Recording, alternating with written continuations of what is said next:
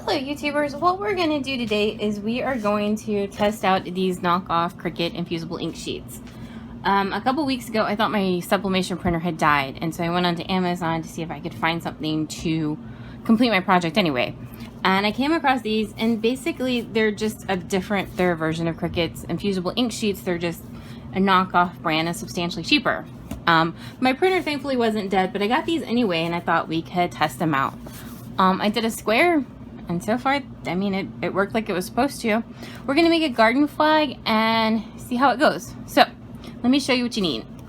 Alright, so this was the brand I got. And the nice thing is they ship it to you flat. But there's a bunch of different brands out there on Amazon. I had no idea. Bunch of different brands, bunch of different patterns. But this was $17 or $17.99 for 12 sheets. Cricut Infusible Ink Sheets are anywhere between $7 and $20 depending on how many are in it, if it's 2 or if it's 4, so they're substantially more expensive. There's a variety of patterns out there, but do keep in mind all the sublimation rules still apply. So the ink is transparent, and so like this white over here in this pattern is not going to transfer. It's going to be whatever your fabric is going to be is showing through. So if you see some patterns that have a lot of white in them, remember it's not going to transfer. It's going to be your fabric you'll see. It also still needs to be on high count polyester. The higher the count, the brighter the colors. Also, it can't go on dark colors, so it can't go on black or any of the darker colors. It's not going to show through. These are transparent inks. So this is what we're going to use, and then this is a 100% polyester garden flag. We're going to make a Christmas garden flag because it's July and approximately 8 million degrees outside my house, so Christmas seems like a good thing to make. You're also going to need, I'm going to be using my heat press. We're going to press these for 400 degrees for 60 seconds, so keep that in mind when using them. And then we need butcher paper as well because we don't want any color to bleed. And we're going to go cut this on my Silhouette Cameo real quick, and then we'll press it. You're also going to need a lint roller. If you've ever gotten like the little blue specks on sublimation that won't come out, it's because the lint is like infused into your garment or whatever it is you're pressing. That's why you're going to need a lint roller. You're also going to want some heat tape, and I will leave links down to everything down in the description below. Also, something else to keep in mind. This was the transfer sheet that I picked out, and this is a square that I pressed here. The colors are going to be different. I would test cut or test press this before you commit to something, especially if it's like a big project or an expensive project or something you really get your heart set on. I would test print this because I would have given this to be different colors from here to here. So let's go cut. Alright, so we are in Silhouette Studio and I've imported my design here. Pages are 12 by 12, the knockoff Infusible Ink Sheets are 12 by 12, and my mat's 12 by 12, so I just made it as big as I could. This design will be free on my webpage for July 2022. After that, it'll be $1 on my webpage if you want it. So we're going to cut this out, and then we're going to weed out the letters and leave this as our design. Now, I did test cut this because I've never cut this before, so I don't know how it's going to do. So that's what this little circle is. You can use these extra spaces for like Christmas trees or snowflakes or whatever. Up here, I just test cut this. You can also cut them off and test the colors out on like some 100% polyester fabric you have. So no wasted space. So, but I have test cut this already, so I know what setting I want to use. Now we are going to flip this horizontally because we're going to flip it so it's got to be mirrored. So we're going to over here to send. And then if you wanted to, just go through this real quick. If you wanted to just cut your little test cut circle, you can select everything and just hit that for cut. And then come over here to no cut. And then we'll select our big design and we're just going to cut it. So we don't have to move him. He's just not going to cut. So I'm using cardstock textured heavy. And then I've just left everything as the default. I have clicked on the overcut feature. It's probably not necessary. I just kind of like it to make sure there's no like hanging on little bits of paper. But I'm just using my auto blade. I don't use it that often. I don't know how new it is or how sharp the blade is. But so that's why you probably should test cut and then increase the force or the blade depth if you need to. If your paper's tearing, if it's not cutting cleanly, you need to retest cut and either increase the force. I would increase the force first and then increase the blade if you need to. But this is what we're going to cut it on, and then we're going to weed.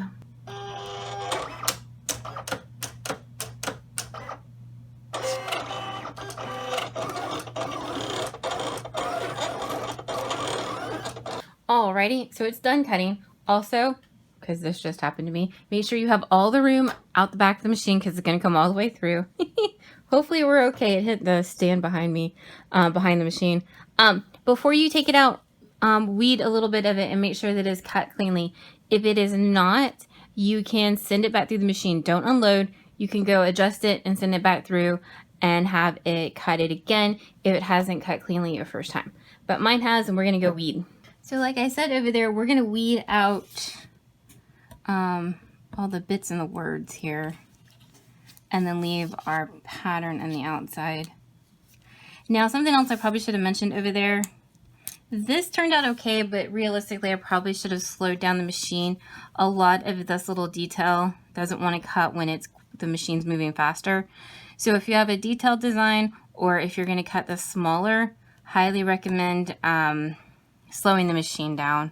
It kind of is not that much fun, but it ensures that it's going to cut out a lot of the detail, especially when you get into little bits like this correctly. Also, turn on your heat press to 400 degrees.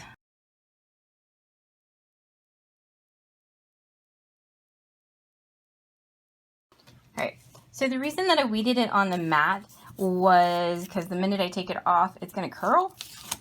And it's going to be harder to get the pieces of paper out. Alright, so this is our polyester garden flag. You just want to lightly hit it with the lint roller. Just to make sure you get any lint off. We're going to go pre-press it over there on the heat press. The reason being is that if any of the lint gets trapped in here when it's being pressed for 400 degrees for 60 seconds, it turns it blue and it's permanent. You can't get it off. So I just want to make sure that my main part of my garden flag is without wrinkles. I like to keep my pressing pillow under here. It's a little doinky one. The reason being is that I just want to make sure that if I don't, sometimes I end up with spots because it's just not consistently pressed against my heat press. So I like to have my little doinky press in here. Technically, pressure doesn't matter for sublimation, but I find it does help in making sure that you just get an even press. So this is butcher paper. You don't want your ink to go through your polyester. So there is our design, and we're just gonna press it in the middle of our little garden flag here. Alright, so pressing pillow, butcher paper, garden flag design, and then I've taped it into place with our heat tape. I'm gonna put a piece of butcher paper on top.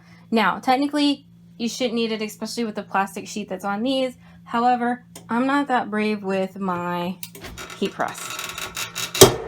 So, I have mine set. I have it set for 405 because it seems to lose some temperature as we press for this long. So, 400-ish degrees for 60 seconds.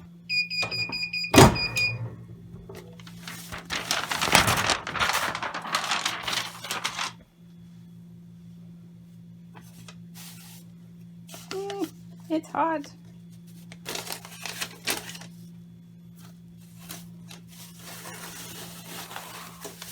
How cool is that?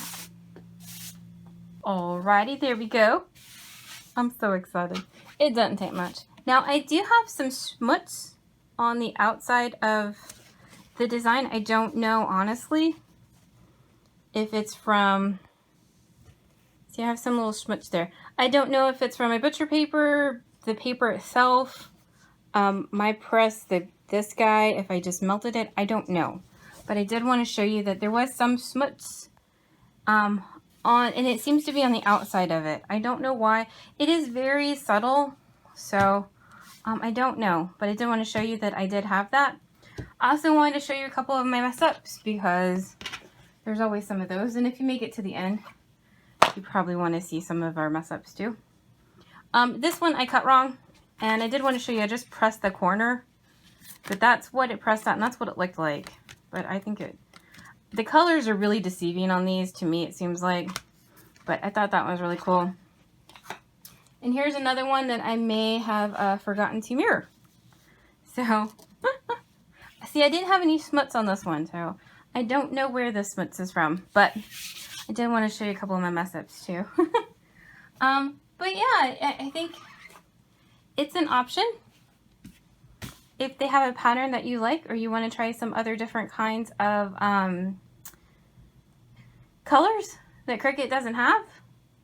I will tell you one thing, that these, if you wanted to put them around a tumbler of some kind, I worry about them staying flat. This paper is much thicker. This plastic paper that it's on is much thicker than the Cricut's paper. So if you were to want to do this in a tumbler or a mug press, I would suggest that your design have a lot of negative space in it to make it wrap a little bit easier and stay around. That's my only kind of concern with these, is that they wouldn't lay flat because they are really thick. And if you wanted to wrap them around something really little, like, I don't know, something really little, I don't think it would work at all. That's my only kind of concern with these guys. It's just that they are really kind of thick. So, other than that, it's kind of fun to have an alternative just to give you some more patterns out there. So, if you have any questions, let me know down in the comments. Please like and subscribe and follow and all of that good stuff. I'll be back with another crafty tutorial soon. Thank you so much for watching.